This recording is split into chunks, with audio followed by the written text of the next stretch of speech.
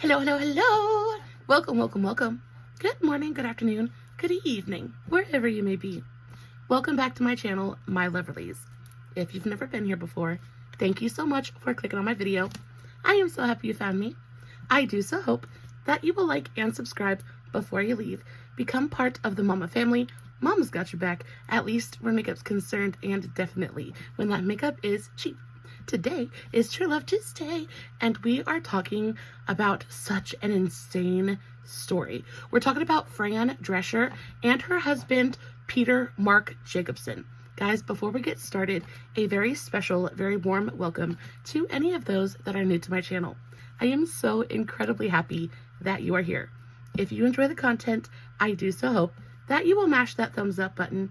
I hope that you will subscribe if you have not already. And I hope that you will ring my bell, turn on your notifications, so that way, next time I upload a video, you can come right back here and we can hang out together again. Also, my eyes are already done. So pretty. Guys, super quick. They took me like 10 minutes.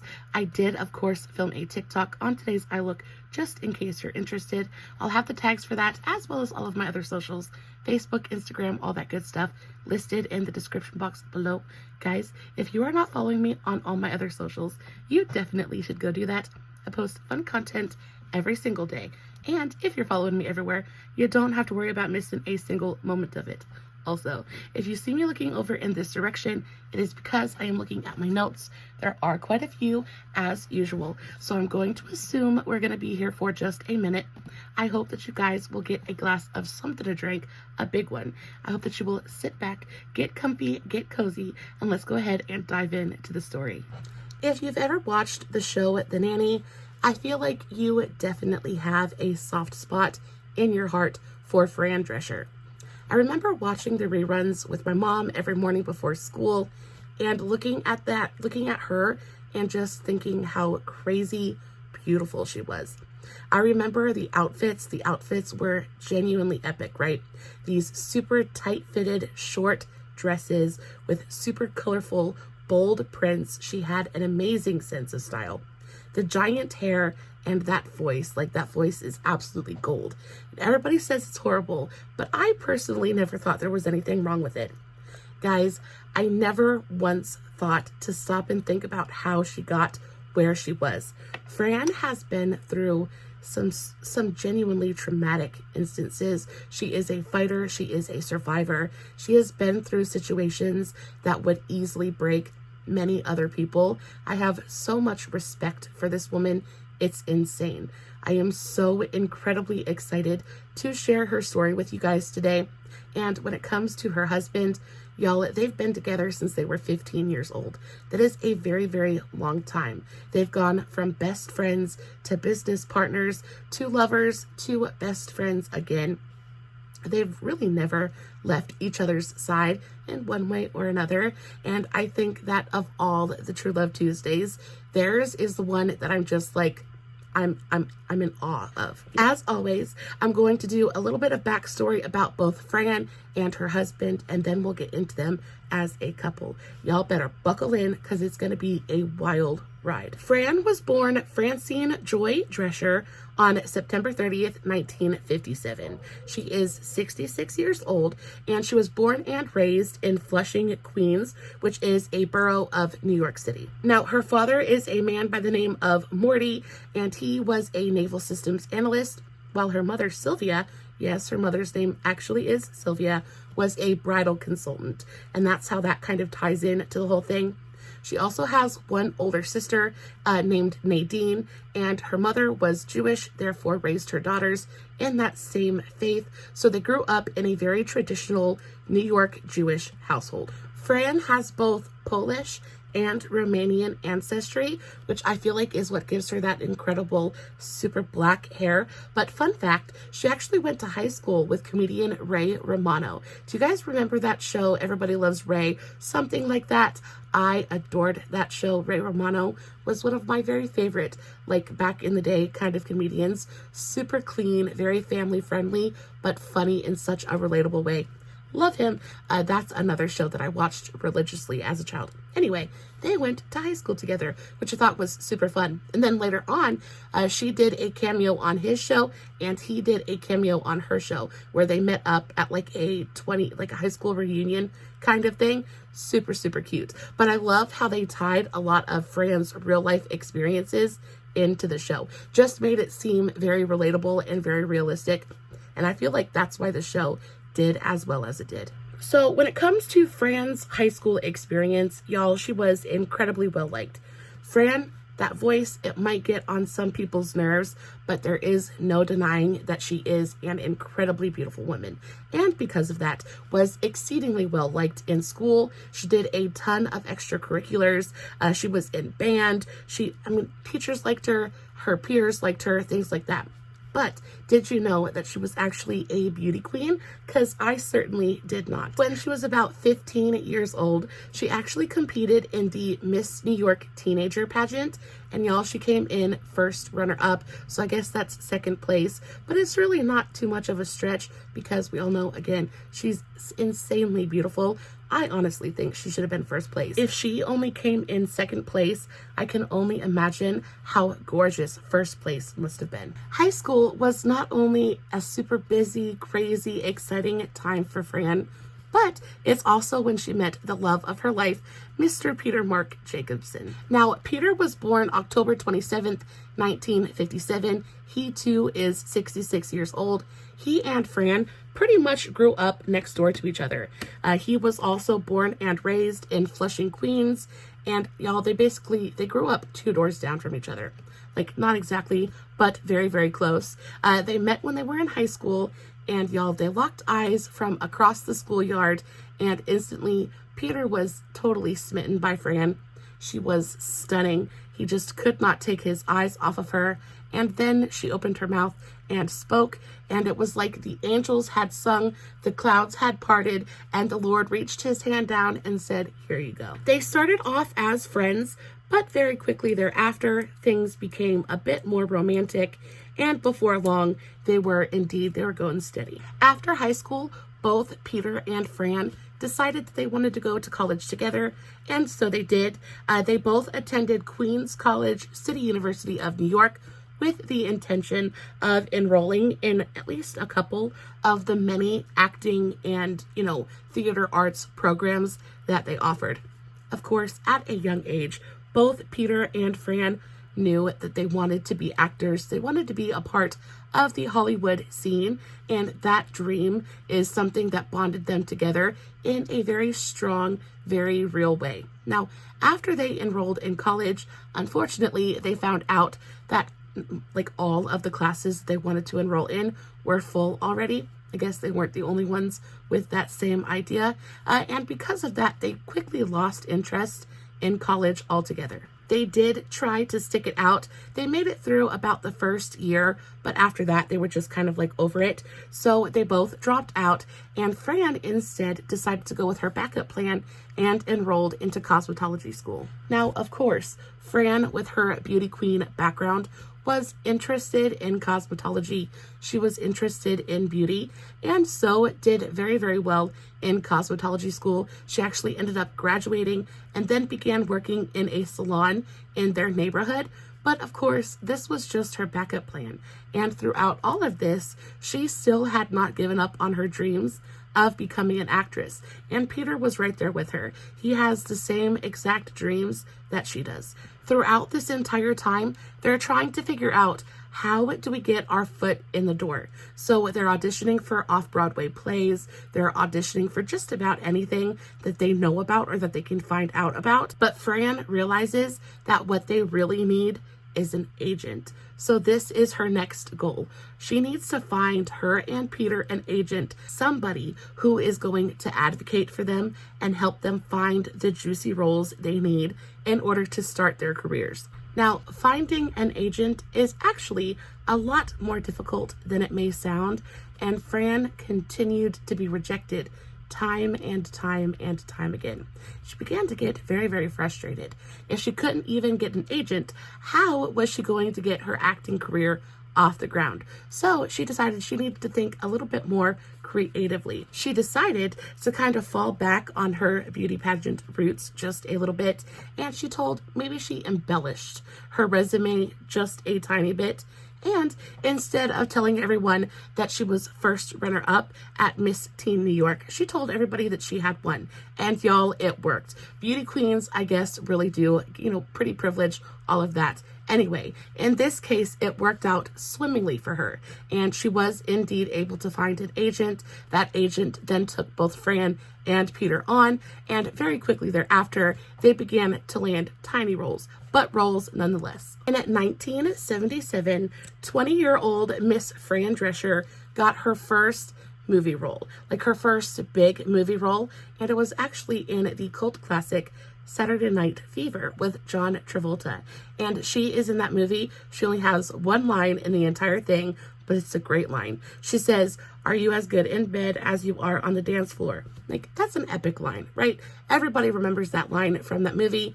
That was courtesy of Miss Drescher, and that kind of got her foot in the door. After that, she began to be casted in small parts, but she was cast more often, and she started to build her resume. The parts eventually got bigger and bigger, but it was very, very slow going. And Fran was beginning to become very frustrated with just the pace of it all. She expected that, she was going to jump into it and she was going to conquer it like she had conquered everything else in her life thus far. And when it came to the acting business, it just seemed like there was something holding her back. There was something that was working against her, and she couldn't quite figure it out. And she eventually came to the conclusion that it was her voice. It was her voice and her very thick New York accent that was prohibiting her from getting the roles she really, really wanted. So she decided to go and seek out professional help. She went and she saw a professional to try and help rid herself of her very nasally voice and her very thick New York accent. Now, of course, we all know that this did not work at all. You can take the girl out of New York, but you can't take the New York out of the girl. And that accent was there to stay, and so was her nasally voice range. However, she is, I'm sure, ended up being very, very glad that it didn't work, because that voice and that accent would quickly become her meal ticket and her ride to stardom. Peter's career, however, was not faring quite as well as Fran's was.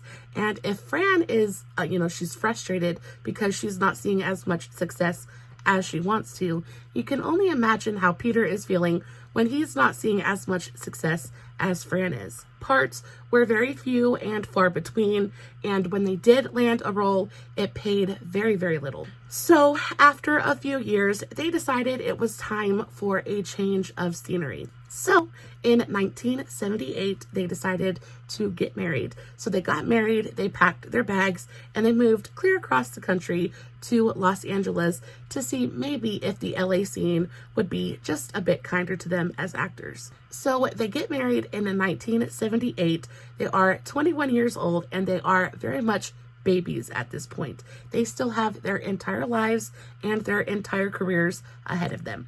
They pack their bags, they move to Los Angeles, and Los Angeles ends up being a very good decision, right? It ends up being much kinder to them, and though they never get any of those big, juicy leading roles that they're looking for, they do get cast more often, they begin to make a little bit more money, and they're able to become self-sufficient. By the early 80s, Fran was able to establish herself as a character actress. She's getting cast in quite a few different roles. Again, nothing quite leading lady-ish, but she is getting cast. She is building her portfolio. She's building her resume, and she's gaining quite a bit of exposure. So she gets cast in Gorp in 1980. The Hollywood Nights in 1980, that same year. She gets cast in Dr. Detroit in 1983. And then most memorably, this is Spinal Tap. She gets cast in that in 1984. As for Peter, he's getting cast in roles too. Like, he's got some actual work going on. He gets cast in Beverly Hills 90210. He's in a couple episodes of that. He gets cast in Booker, Matlock, Dynasty, which was a big one. I think that had Heather Locklear in it. That was giant, especially at the time. He gets cast in a couple episodes of the Facts of Life, though the parts are very, very small and they pay very little. They're at least working, and at this point in time, they're incredibly happy. It might not be going as quickly as they would like it to, but at least it's headed in the right direction, and y'all, they're completely content. However, life has a way of throwing you curveballs whenever you least expect it, and the world as they know it right now is about to be shattered. By 1985, Peter and Fran are well and truly settled into LA life. LA had been very good to them so far. They'd been cast in quite a few roles. They were making decent money, at least enough to support themselves. Y'all, they were working, they were happy, they had friends, like life was good. Their careers hadn't quite taken off in the way that they had hoped they would, but they were certain that at some point in the very near future, things were going to change. They had got enough money together to rent a very tiny, very overpriced LA apartment, but it was comfortable and it was cozy and it felt like home and they were happy. Tragically, all of that was about to change and life as they knew it was about to come to an end. Now, trigger warning, guys, I'm about to talk about SA. I'm about to talk about assault, battery, and burglary. Guys, if you need to, go ahead and use that fast forward button and skip over the next, I want to say about 5 minutes, but something incredibly awful happens to both Fran and Peter, and it is a very big part of their story, so I have to talk about it. The year is 1985. Peter and Fran are at home. They're cooking dinner and they have Fran has invited one of her friends over to join them for supper. They have just sat down to eat. They're all talking and laughing, enjoying the night and enjoying sharing a meal together. They're talking about their careers. They're talking about their hopes for the future. And all of a sudden, the door bursts open and two intruders enter their home. Both attackers instantly head for Peter. They attack Peter. They tie him up and they blindfold him. They put him up against the wall. And at that point, the two attackers, they split up. And one attacker goes and ransacks the house looking for any and every valuable that they can find, anything that they can take to make a little bit of money. Now, at that point, the other attacker then assaults both Fran and her female friend at gunpoint, and he unblindfolds Peter and forces Peter to watch as he assaults both Fran and their friend. Now, as you can imagine, this was incredibly traumatizing. Thankfully, it was over fairly quickly, and before they knew it, really, both intruders had gotten what they had come for. They ran out the door. The first thing Fran did was get up, go to Peter, and untie him, and then they very shortly thereafter called the police. Now, the police did respond fairly quickly to the scene of the incident, and of course, everything is just it's a mess. It's complete and total chaos. Fran would later find out that they were not the only ones to be assaulted that evening. The two attackers were actually brothers, one of which had just been paroled from prison, and the minute he had gotten out on parole, he had gone on kind of a rampage, and he had assaulted and burglarized multiple different residences that night. Now, luckily for Fran, she has a photographic memory, and because of this, she was able to work very closely with the police and create a sketch, a face rendering of her attacker. And because of that, both of the assailants were very quickly apprehended, and her attacker was actually sentenced to 2 life sentences and is now currently serving 150 years in prison. Now, of course, after the incident and after they make the police report, there's no way that they can go home. The joy and peace and love, that the warmth that had filled their home just 24 hours prior was gone. There was nothing left in that house that they really wanted anything to do with. So they ended up leaning on a couple of their very best friends. Surprisingly, actor Dan Aykroyd and his wife Donna.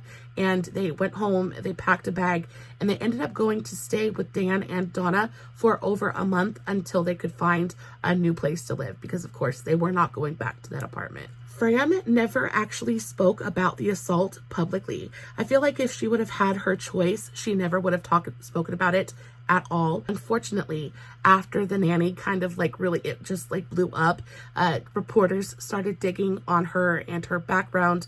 They learned about the assault and they just kind of like blew it up again. And unfortunately, Fran had to relive that traumatic experience over and over and over again. People started calling her family, thinking that it had just happened, things like that. So something that she was working very hard to just kind of put behind her and forget was thrust right back into the spotlight. She kind of had to relive that over again. Now, of course, thankfully, right after the assault, both her and Peter started therapy. So by that time, by that point in her life, she was equipped with enough tools emotionally and mentally to kind of handle it at that point. But y'all, if it's just, I feel like that's why we kind of have to leave celebrities alone. And if it's in the past, it's probably in the past for a reason. If celebrities want to forget about certain things, I definitely feel like they should be able to. I don't feel like anybody deserves to have their past trauma shoved in their face and be forced to relive it quite like Fran was. I just don't think that was very fair at all. Fran dealt with the trauma in the best way that she knew how, and that was moving on. She put it in the past, she put it behind her, and she just tried not to think about it.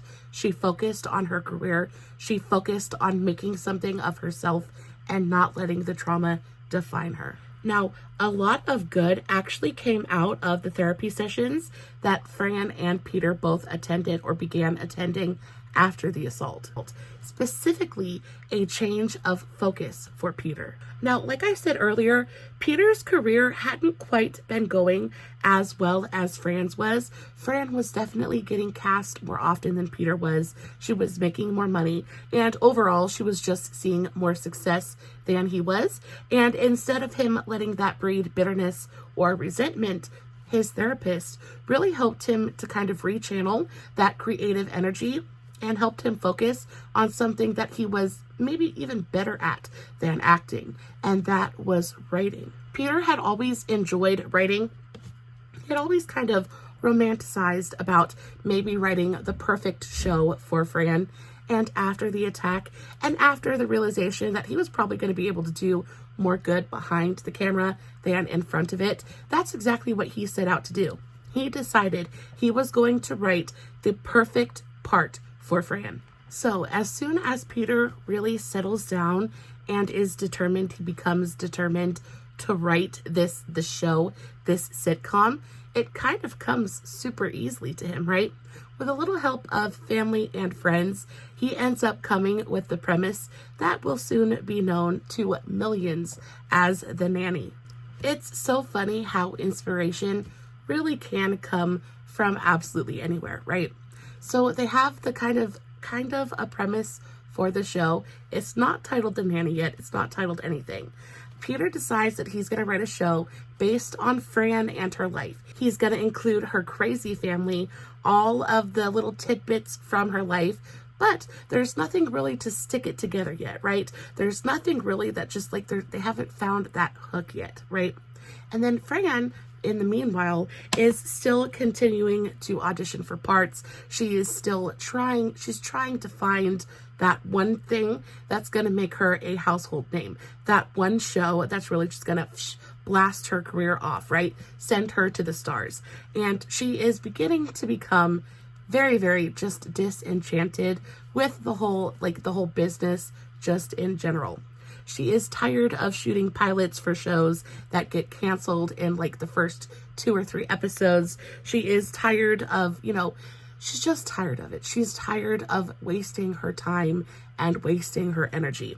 And unfortunately, that's what she feels like she's doing at this point. She just feels like now she's just wasting her time. She's getting a little bit older. She's in her 30s now. She's not a spring chicken anymore. And if something is going to happen, it's got to happen soon. It needs to happen now, or she's just going to give up. She and Peter are going to go back to New York. They're going to start popping out babies. She's going to open a salon, and that's going to be the end of it. Now, Before all of that happens, one of her friends calls her and asks her if she would like to accompany them on a vacation in the south of France. And Fran, she just needs a break. She needs a break. She needs to get away and relax and unwind just a little bit. And unfortunately, Peter can't go at the time because he's at home. He's focused on writing this. He's writing this script. He's got other things going on. So Fran, she's a little bit nervous, right? She doesn't usually travel unaccompanied, so she was very tempted to say no. Thank the good Lord that she did not. She ends up deciding that, yeah, I'm gonna go. I need a vacation. Let's just go for it. So she uses her miles. She ends up getting a first class seat, and she gets on the plane. She sits down, and who is she? Like, fate intervenes, right? She ends up being seated right next to the VP of CBS Entertainment, a man by the name of Jess Sagansky. I think that's how you say his name. I could be very, very wrong though, but we're going to call him Jeff. So Jeff is the VP of CBS Productions. And of course, throughout their time together, being sat next to each other on this flight, they get to talking. And Fran learns that he's a VP. And she's like, she instantly realizes that this is her shot. This is her shot. So she turns on the charm, baby. She turns that voltage up to 100, and she completely and totally, she charms the pants off this man, really. And by the end of the flight, he is sitting there offering her the lead in pretty much any show that she wants, right? He was like, I'll do you one better. I will write my show myself. She was like, I guarantee you I can write material for myself way better than any of your writers can. So by the end of this flight, Jeff ends up promising Fran a meeting with the CBS development team. Now, of course, Fran doesn't show it on the outside, but on the inside, she is freaking jumping for joy. Like, this is what she has been hoping for, praying for.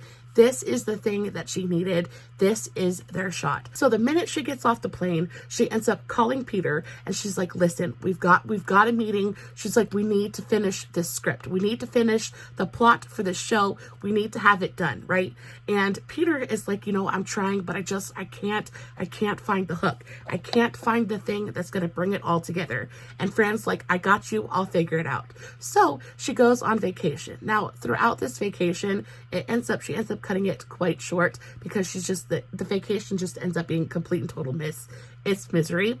So she decides to come back from France, and on her way back from France, this is where she stops. She stops in England, she stops in London, and she stops to see her friend Twiggy. Now again, Twiggy is the world's first supermodel. She met her while they were filming the show Princess together, and Twiggy has children, and Fran absolutely adores Twiggy's children. So while Fran is staying with her friend, she takes Twiggy's daughter and they go out shopping, and Twiggy's daughter picks up a pair of new shoes, and she decides to wear them for the rest of their shopping excursion, right? So while they're walking, of course, you shop, you walk, and new shoes and like shopping, it's just not great, right? So the daughter starts complaining. She's like, how do you break in new shoes? How do you make them more comfortable? And Fran, of course, and all of her fashion thrifty knowledge that she has, she knows exactly what to do. So she starts teaching this little girl how to make these shoes more comfortable, how to break them in, right? And that is when lightning strikes. The muse just kind of like pops her head up and it's like, here you go. And the idea for the nanny is served to Fran on a silver platter. Fran comes up with the idea of like Julie Andrews in The Sound of Music meets modern Material Girl, and stick them together and you've got Miss Fran Fine, a bridal consultant from Flushing, Queens turned nanny to millionaire Mr. Maxwell Sheffield, right? Sheffield? Yeah. Anyway, y'all, that was how it happened. The minute the idea strikes, she picks up the phone. She calls Peter. She's like, I've got it. Write it down. This is absolute gold. And of course, we all know that it was. They went to the meeting with the CBS team And of course, they absolutely loved it. They pitched it. It was very well received. And very shortly thereafter, The Nanny went into production. The Nanny aired for 6 seasons from 1993 to 1999, and it ran for 146 episodes. It made Fran a household name. It made Peter an incredibly popular writer, and he went on to write TV shows for a bunch of different networks. He wrote for a bunch of different existing TV shows. He produced and directed almost all of the episodes of The Nanny, and they went on to become like a dynamic duo of American television. So while Fran and Peter's dreams have truly come true, professionally anyway, it seems like their careers are doing better than they ever have. They have a hit TV show. Peter has gone on to write for multiple other shows. They're making good money. They have literally zero worries at this point in time. And yet their marriage has never been worse. Things behind the scenes begin to crumble, and when they start to crumble, things go downhill incredibly quickly. For years, Peter had felt like there was kind of maybe something missing in his life, but because they were struggling and because they were trying so hard to make it in the business, he had something else to focus on. So when things got just a little bit easier and they didn't have to really just like rough it quite so much anymore, his mind was freed up to wander just a little bit. And when that began to happen, things just started unraveling, and the parts of himself that he had been ignoring and kind of like just pushing way deep down for so very long came very quickly to the forefront. And the biggest part of all of that was just his sexuality. Now, he had kind of known. He lied to himself, and he tried to deny it for a very, very long time. But he had known that he had a growing attraction to men, right? And he didn't quite understand it because he loved Fran. He was attracted to Fran. He thought she was beautiful. He loved everything about her. And up until this point, their marriage had been blissful, like literally perfect. They were best friends.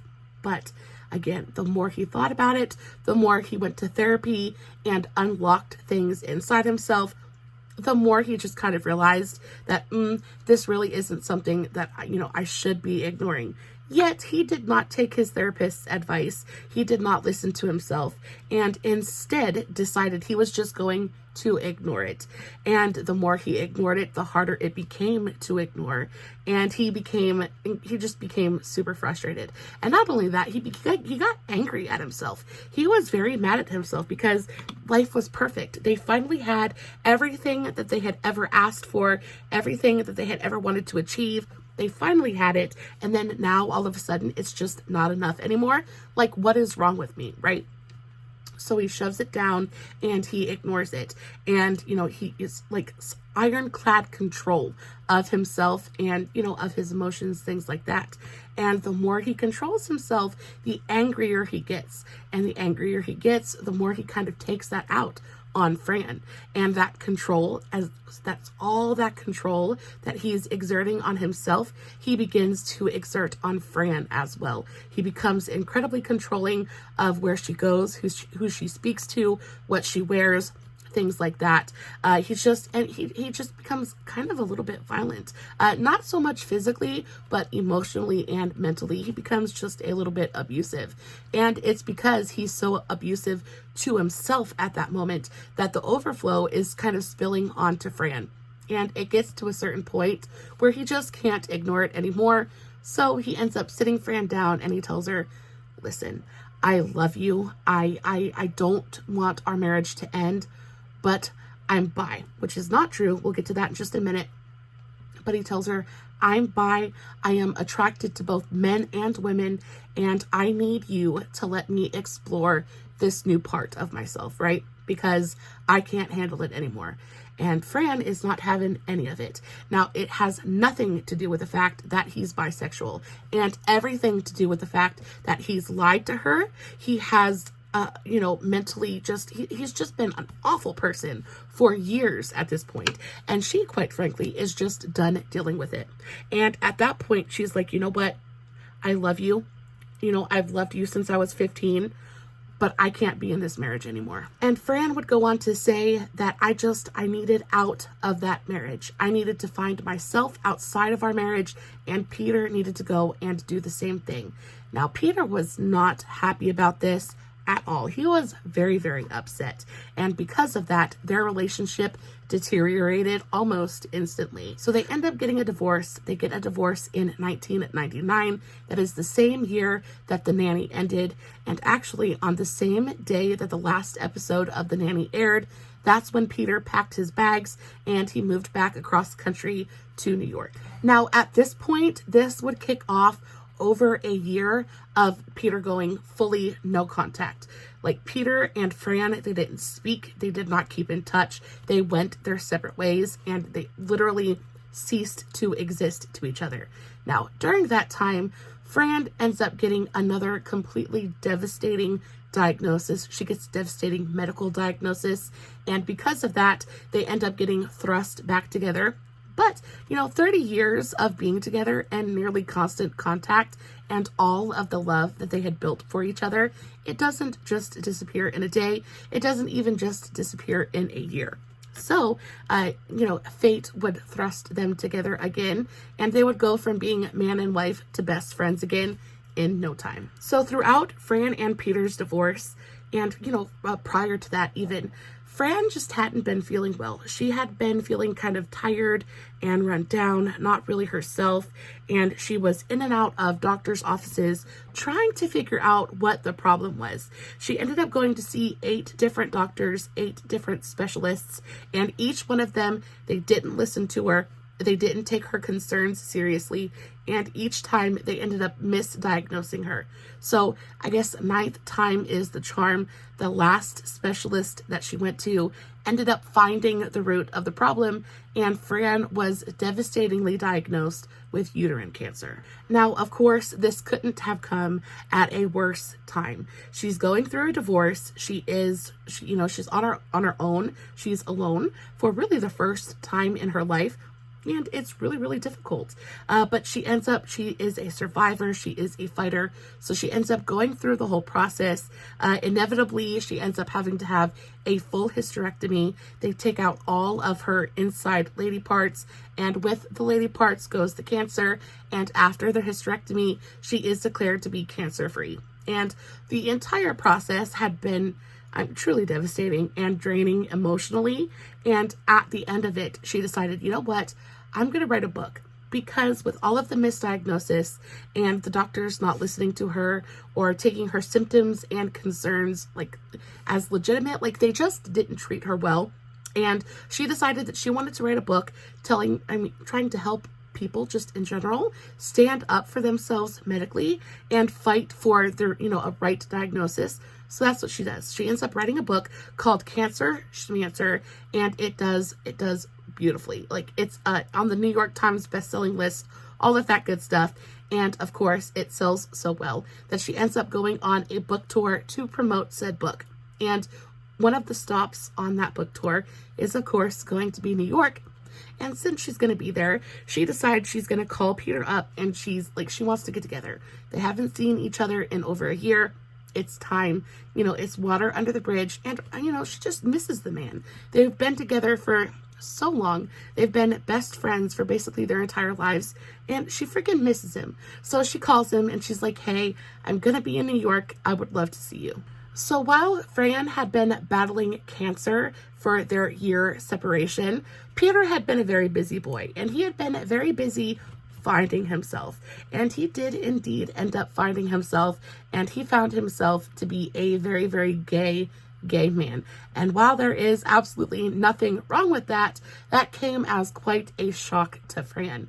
She calls him up. She says, hey, I'd love to see you. He says, hey, I miss you too. I would love to see you too. However, I do have a tiny little bit of information that I must impart to you. And that is, do not be surprised if you are asked about how you feel that your ex-husband is now living life as an openly gay man. And this kind of takes her complete and totally by surprise, because the last thing Fran heard was that Peter was, bisexual and not, full out gay.